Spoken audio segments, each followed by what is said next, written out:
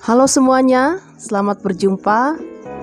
Apa kabarnya? Semoga semua sehat dan dalam keadaan baik. Senang sekali pada saat ini saya Ibu Devina dapat bertatap muka walau secara virtual melalui video pembelajaran matematika peminatan yang beberapa saat lagi akan kita saksikan.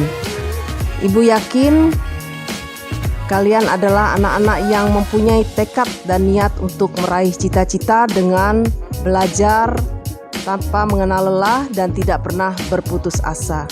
Baiklah, tanpa berpanjang kata lagi, saat lagi kita akan menyaksikan video pembelajaran dari Ibu Devina.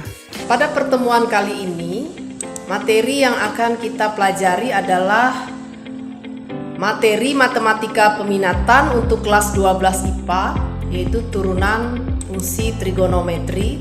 Sebelumnya saya sampaikan dulu untuk kompetensi dasar 3.3 menggunakan prinsip turunan ke fungsi trigonometri sederhana.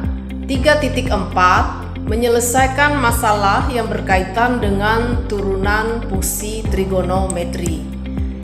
Indikator pencapaian kompetensi ada 5 di sini, tapi kita khususkan kepada 01 dan 02, yaitu memahami konsep turunan fungsi trigonometri dan sifat-sifatnya, memahami turunan fungsi trigonometri menggunakan sifat-sifatnya. Nah, penerapan turunan fungsi trigonometri salah satu contoh di dalam mata pelajaran fisika, yaitu menentukan tegangan pada suatu kapasitor. Nah, di sini ada fungsi yang melibatkan fungsi trigonometri, ya, 32 cos 400t sin 400t sama dengan 16 sin. Nah, ini menggunakan turunan fungsi trigonometri. Bagaimana menentukan? Nah, untuk itulah kita akan melihat tentang materi yang dipelajari agar kamu nanti bisa menerapkannya di dalam mata pelajaran yang lain. Konsep turunan fungsi trigonometri, pendekatan melalui pendekatan limit H mendekati 0 yang sudah kita pelajari pada kelas sebelumnya. Dan juga selain ini, pendekatan ini, kita menggunakan juga rumus penjumlahan sinus dan kosinus sebagai alat bantu kita untuk menemukan turunan dari sin cos, terutama ya sin dan cos. Kalau tangan dia mengikuti nanti dari sin dan cos. Mari kita lihat untuk turunan fungsi sinus. Jika fx sama dengan sin x, maka tentukanlah turunannya atau di sin x per dx. D di sini adalah diferensial atau turunan dari sin x. Nah, seperti yang saya katakan tadi, untuk menyelesaikan kita gunakan pengurangan sinus, yaitu sin A kurang B sama dengan 2 cos setengah A tambah B dikali sin setengah A kurang B. Kita misalkan A adalah X tambah H dan B adalah X. Kita lihat di sini. X tambah H ini ya, kemudian X adalah sin X. Jadi kita masukkan sesuai dengan rumusnya tadi menjadi limit H mendekati 0, 2 cos setengah dikalikan dalam kurung X tambah H atau X tambah H tambah X sama saja dikurang sin setengah X tambah H dikurang X per H. Nah, kita jumlahkan X tambah X adalah 2X ditambah H dikalikan dengan sin setengah X dikurang X sama dengan 0 ya. Sisanya adalah sin setengah H. Nah, kemudian dia menjadi limit H mendekati 0 dikalikan 2 cos setengah dalam kurung 2X tambah H dikalikan limit H mendekati 0 sin setengah H sama dengan 2 dikalikan cos X kali setengah. Nah, ini dari mana? dapatnya atau perolehannya. Nah, yang pertama dulu, 2 cos setengah kali 2x. H mendekati 0 atau sama dengan 0. Maaf, mendekati 0 ya, bukan sama dengan 0. Sehingga yang keluar adalah menjadi 2 cos x. 2x kali setengah itu adalah x, bisa dituliskan 2 cos x kalikan dengan koefisien limit H mendekati 0. Jika berbentuk seperti ini, maka yang diambil nilainya adalah nilai koefisien di depan H, yaitu setengah. Sehingga menjadi 2 cos x kalikan setengah. 2 kali setengah adalah 1. Sehingga hasilnya cos x kalikan 1 adalah 1. Jadi turunan dari sin x sama dengan cos x. Nah, itu juga berlaku untuk kosinus. Kosinus itu nilainya nanti mengingat kembali rumus selisih untuk menentukan nilainya. Selisih kosinus yang tertulis di sini, cos A kurang B adalah min 2 sin setengah dalam kurung A tambah B kalikan sin setengah A kurang B. Nah, kita masukkan sama, kita misalkan A sama dengan X tambah H dan B sama dengan X. Kemudian kita proses ya di sini ya, sama seperti pada sinus tadi, sampai pada akhirnya yang di akhirnya adalah min 2 dikalikan sin X kalikan setengah, hampir sama dengan yang tadi, hanya ada tanda negatif di depannya. Jadi hasil akhirnya adalah min 2 kalikan sin X kalikan setengah, hasilnya negatif setengah X. Setengah sin X ya, lebih tepatnya. Untuk tangan, coba perhatikan di sini, dia dibantu oleh sin dan cos tadi masing-masing ya. Sin per cos tangan itu. Nah, jadi dituliskan sin X tambah H dikurang sin X ya masing-masing, cos X tambah H min cos X per H.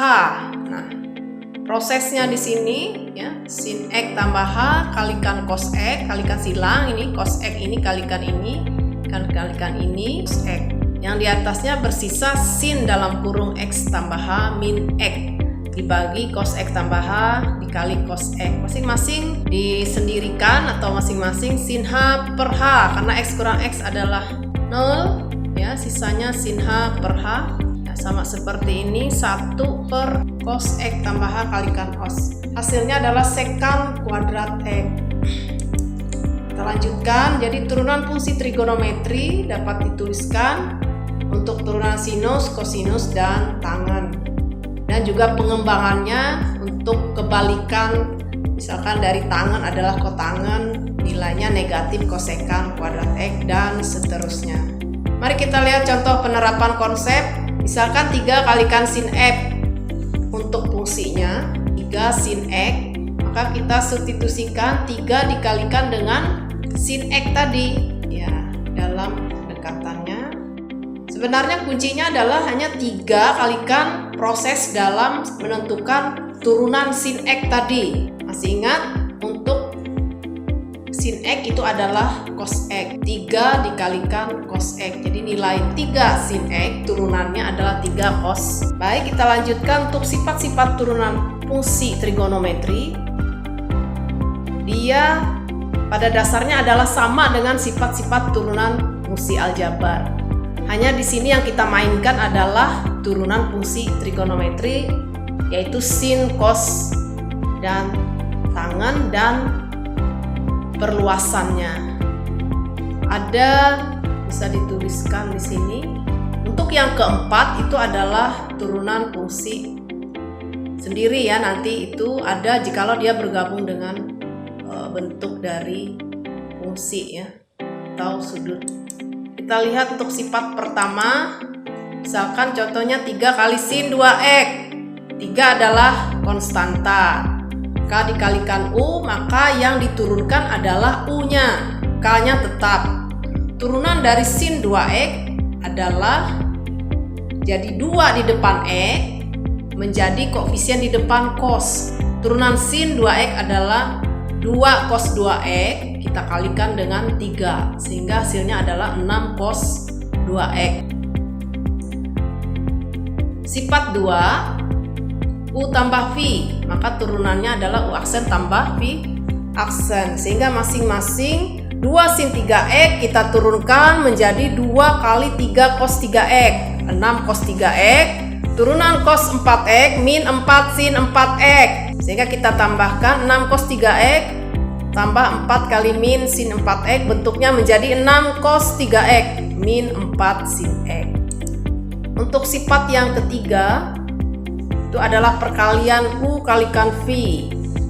Contohnya fx sin 3x kalikan cos x, yang diturunkan masing-masing berpasangan dengan fungsi semula ya, yang belum diturunkan. Berarti U aksen diturunkan dulu, V aksen turunkan dulu. Terserah bagaimana yang menurut anak-anak nanti mudah.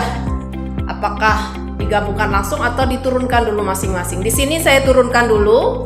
U sama dengan sin 3x. Berapa turunannya? 3 cos 3x. V cos x turunannya adalah min sin x, sehingga bisa kita tuliskan menjadi 3 cos 3x dikalikan dengan cos x. V tadi tambah sin 3x min dikalikan min sin x. Untuk akhirnya min dikalikan positif atau plus menjadi negatif. 3 cos 3x kali cos x dikurang sin 3x sin x. Sifat yang keempat, U per V. Contohnya adalah sin x per cos x. Bentuknya menjadi seperti ini ya. U aksen kali V dikurang U kali V aksen per V pangkat 2. Ya, turunkan masing-masing dulu. Sin x turunannya apa? Cos x. Cos x turunannya min sin x. Kita substitusikan, kalikan cos x kali cos x min sin x dikalikan min sin x per cos kuadrat x. Ini menjadi bentuk penjumlahan. Kita ingat bahwa cos kuadrat x tambah sin kuadrat x itu adalah rumus identitas trigonometri. Hasilnya adalah 1. Sehingga bisa dituliskan menjadi 1 per cos pangkat 2x atau cos kuadrat x atau sekant kuadrat x. Nah, itulah yang bisa saya sampaikan pada kesempatan ini. Jika masih ada pertanyaan, kurang jelas atau hal-halnya, silahkan hubungi email saya yang tertulis di sini. Semoga bermanfaat. Selamat belajar. Terima kasih.